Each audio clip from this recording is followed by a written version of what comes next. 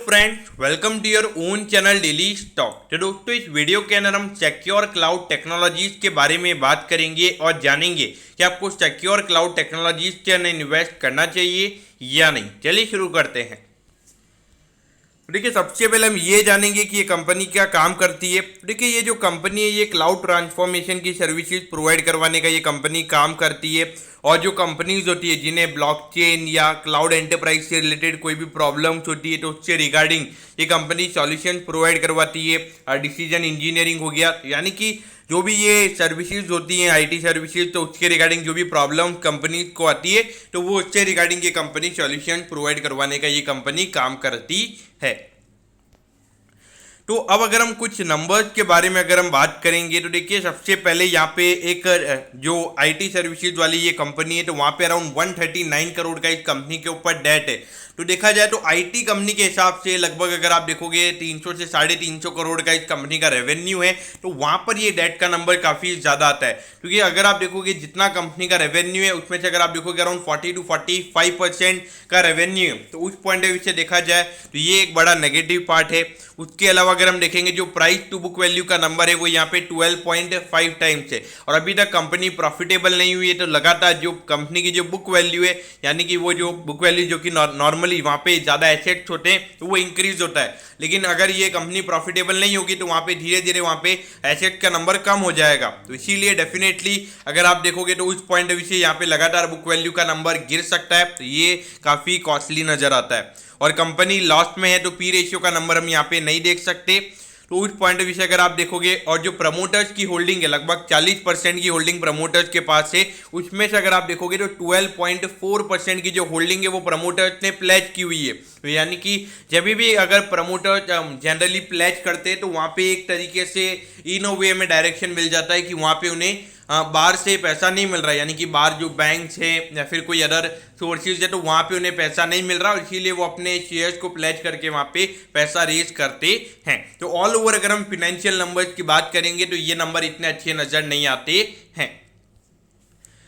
क्योंकि देखिए, लगभग 171 करोड़ का ये कंपनी पहले प्रॉफिट कमाती थी, लेकिन उसके बाद अगर आप देखोगे तो 2019-20 वाला जो ईयर है ये काफ़ी बेकार रहा था कंपनी के लिए और उसके बाद से यहाँ पे रिकवर करना कंपनी के लिए काफ़ी मुश्किल रहा है। क्योंकि देखिए, लगभग जो कंपनी 171 करोड़ का प्रॉफिट कमा रही थी वो सीधा अगर 500 करोड़ के लॉस में आ जाएगी तो डेफिनेटली मार्केट उसे नेगेटिव वे में लेगा। और अगर आप अभी देखोगे मोर देन 90% यहाँ पे स्टॉक अपने ऑल टाइम हाई से नीचे ट्रेड कर रहा है। तो देखिए, यानी कि अगर आपने सिर्फ अगर 10,000 रुपये लगाए होते तो उसकी वैल्यू यहाँ पे 1,000 के नीचे आ गई होती। तो उस पॉइंट ऑफ व्यू से अगर आप देखोगे तो यहाँ पे रेवेन्यू के नंबर्स काफ़ी बैड वे में गिरे हैं और ऑलमोस्ट अगर आप देखोगे तो मोर देन 50% एक ईयर में यहाँ पे रेवेन्यू का नंबर कंपनी का गिरा है।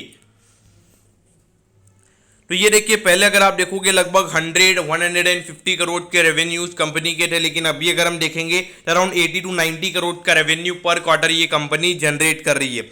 और पिछले 3 क्वार्टर्स की अगर हम लॉस की बात करेंगे तो पिछले 3 क्वार्टर्स में अराउंड 47 करोड़ का लॉस कंपनी ने रिपोर्ट किया, यानी कि अगर आप देखोगे अराउंड 16 करोड़ का लॉस पर क्वार्टर ये कंपनी रिपोर्ट कर रही है। तो पूरे साल में लगभग 60 से 65 करोड़ का लॉस यहाँ पे कंपनी का हो सकता है। तो जो कि हम बात कर रहे थे कि अगर लगातार लॉस के नंबर कंपनी के बढ़ेंगे तो वहाँ पे जो बुक वैल्यू का नंबर है वो और कम हो जाएगा और हो सकता है कि आने वाले 2 से 3 क्वार्टर्स या फिर 4 से 5 क्वार्टर्स के बाद जो बुक वैल्यू कंपनी की 7-8 रुपए के लगभग नजर आ रही है वो हमें नेगेटिव भी होती हुई नजर आए। अब अगर हम शेयर होल्डिंग पैटर्न की अगर हम बात करेंगे तो देखिए, यहाँ पे जो प्रमोटर्स की होल्डिंग है रिसेंटली दिसंबर वाले क्वार्टर में थोड़ी सी होल्डिंग यहाँ पे प्रमोटर्स की बढ़ी है और मार्च 2022 वाले क्वार्टर में भी उन्होंने अपनी होल्डिंग को बढ़ाया है। लेकिन वहाँ पर अगर आप देखोगे तो 12% का जो प्लेज्ड परसेंटेज है वो थोड़ा मुझे नेगेटिव लगता है। हाँ, क्योंकि अगर ये वो प्रमोटर्स पे करने में वहाँ पर अगर वो पे नहीं कर पाते तो वहाँ पे उन्हें एट दी एंड जो जहाँ पे उन्होंने प्लेज किया हुआ है तो वो ओपन मार्केट में वहाँ पे शेयर्स को सेल कर देंगे और वहाँ पे प्रमोटर्स की होल्डिंग सिर्फ 28% हो जाएगी। और अगर हम एफ की बात करेंगे तो एफ की यहाँ पे होल्डिंग अगर रिसेंटली अगर हम देखेंगे तो पिछले क्वार्टर में यहाँ पे 0.16% से यहाँ पे एफ की होल्डिंग बढ़ी है। तो ये थोड़ा सा पॉजिटिव है स्टॉक पॉइंट ऑफ व्यू से अगर हम देखेंगे तो।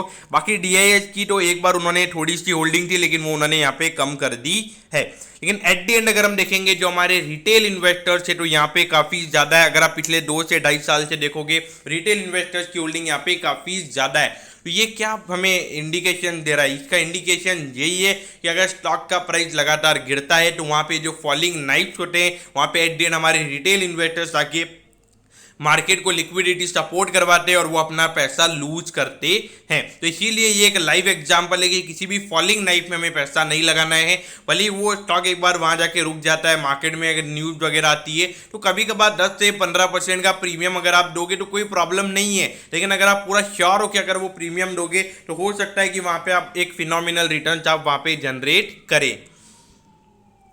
तो ये देखिए अगर हम इसके कंपटीटर्स की बात करेंगे तो ये कंपनी के जनरली यहाँ पर ये इन कंपनीज से कंपेयर नहीं होना चाहिए। लेकिन अगर आपको IT सर्विसेज में अगर कंपनी देखनी है तो ये कंपनीज आप आपके रडार पे रख सकते हो, क्योंकि जनरली ये कंसिस्टेंट ग्रोथ कंपनी। और अगर हम इस कंपनी की बात करेंगे तो लगातार लॉस के नंबर बढ़ रहे हैं, तो वहां पे ये कंपेरिजन नहीं किया जा सकता है।